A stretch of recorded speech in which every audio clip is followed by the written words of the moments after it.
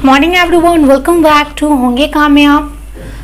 आज का हमारा टॉपिक है 1857 रिवोल्ट पार्ट 2, यानी कि पार्ट 2 इसमें हम कवर करेंगे। 1 हमने कवर कर लिया, उसमें हम देखे हैं कि रिवोल्ट यानी कि क्रांति होता क्या है, उसके रीज़न क्या थे, क्या कारण था कि विद्रोह हुआ था और कौन से नेता जो थे वो कहाँ से विद्रोह किए थे।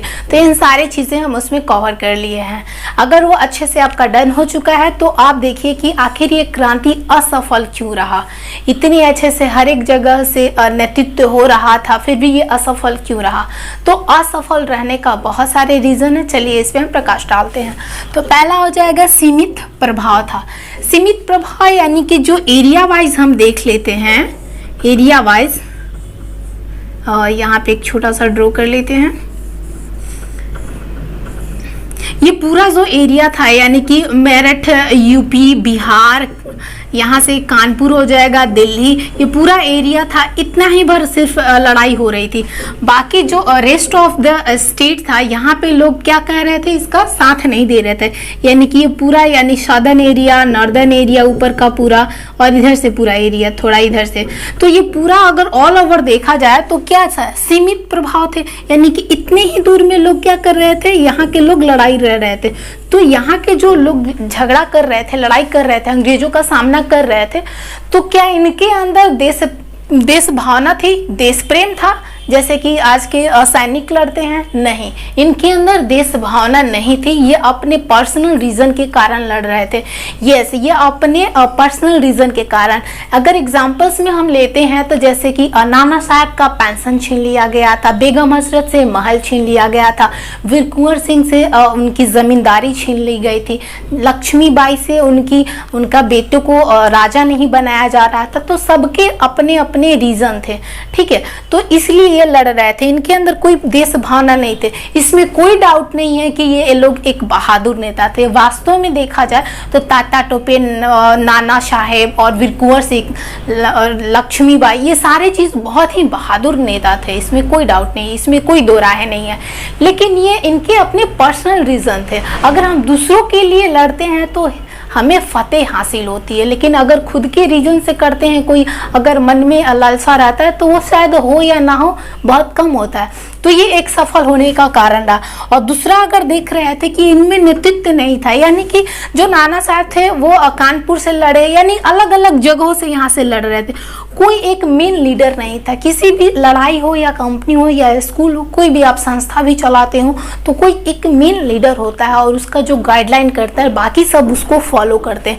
तो यहाँ 1857 की क्रांति में हमें ये देखने को मिलता है कि कोई एक मेन लीडर नहीं था, सब अपने अपने जगहों से, अपने एरिया से सब नेतृत्व कर रहे थे। तो ये भी एक बहुत बड़ा रीजन रहा कि असफल होने के कारण। सीमित संसाधन में देखते हैं कि इनके पास राइफल, बंदूकें, ये सारी चीजें, बारूद नहीं थे, जो भी थोड़ा बहुत था वो अंग्रेजों से चुराया हुआ था। तो ये भी एक बहुत बड़ा रीज़न रहा है कि हमारे पास जब संसाधन नहीं रहेगा तो सामने वाले को कैसे हम फेस कर सकते हैं। तो हमें फेस रहने के लिए एकदम बीच का टक्कर चाहिए, और बीच टक्कर रहने के लिए उनके पास नए नए तरीके के आधुनिक सामान थे और हमारे पास नहीं थे। तो ये भी एक रीज़न रहा।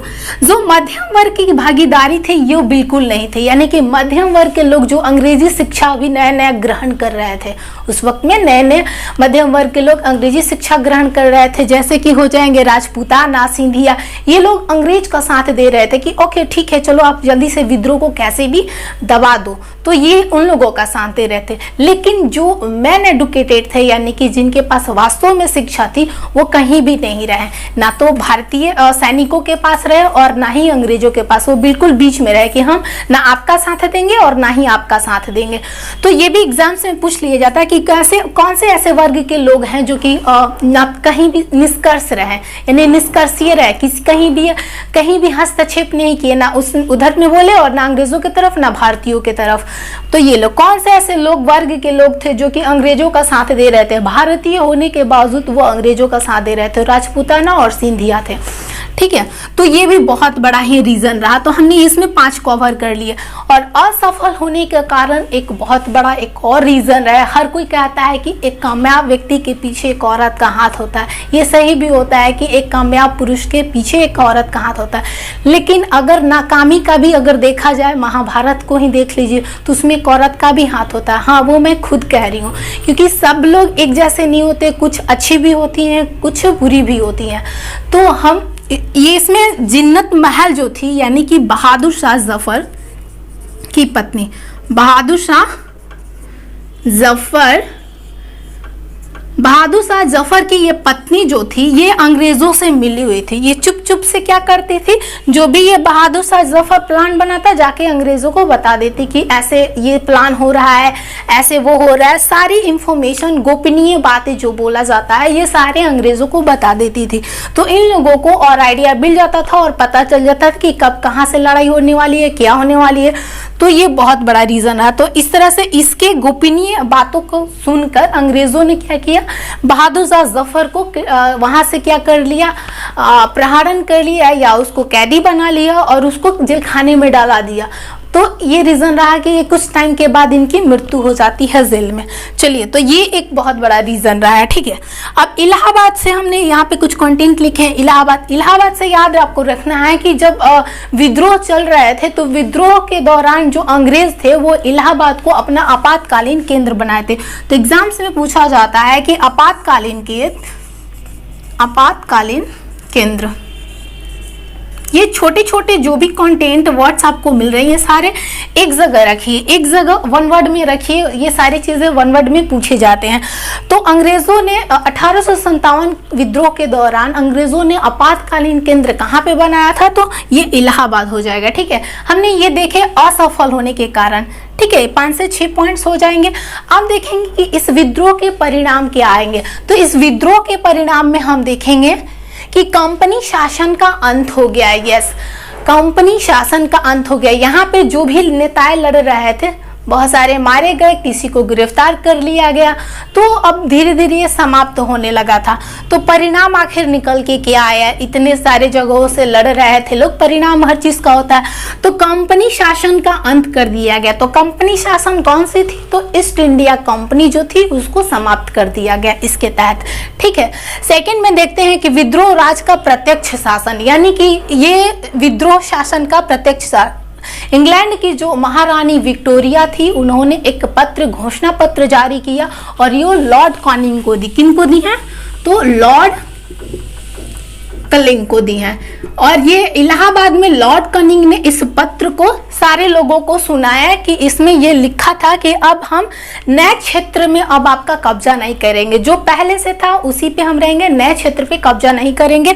और यहाँ से क्या किया, वो अपने हाथों में ले ली। प्रत्यक्ष में देखेंगे, धार्मिक सहिष्णुता में देखते हैं कि अब महारानी विक्टोरिया अपने हाथों में ले ली। तो अब इन्होंने कहा कि अब हम आपके जो धर्म है उसमें हस्तक्षेप नहीं करेंगे, यानी आपके जो धर्म है, हिंदू है या मुसलमान है, कोई भी आप धर्म के हो, हम आपके धर्म को उसका रिस्पेक्ट करेंगे, आदर करेंगे।